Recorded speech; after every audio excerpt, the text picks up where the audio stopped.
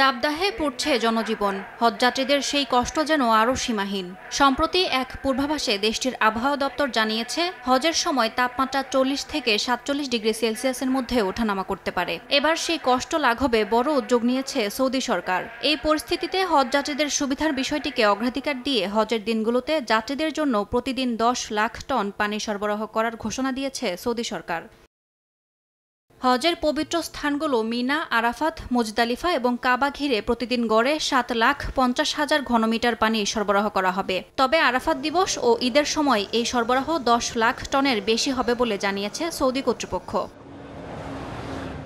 হজের পানি সরবরাহ পরিকল্পনার নেতৃত্ব দিচ্ছে সৌদি পরিবেশ, পানি ও কৃষি মন্ত্রণালয়। এর আওতায় 18টি বড় প্রকল্প এর মধ্যে শেষ হয়েছে মক্কা ও এর আশেপাশের এলাকায়, যার মধ্যে রয়েছে পানির পাইপলাইন সম্প্রসারণ, স্টোরেজ ব্যবস্থা উন্নয়ন, আধুনিক পাম্পিং স্টেশন ও বজ্র পরিশোধনাগার। 32,000-এরও বেশি পাবলিক টয়লেট ও বিশ্রামাগার প্রস্তুত করা হয়েছে হজ যাত্রীদের জন্য। ইয়াসমিন অনন্যা, সময় সংবাদ।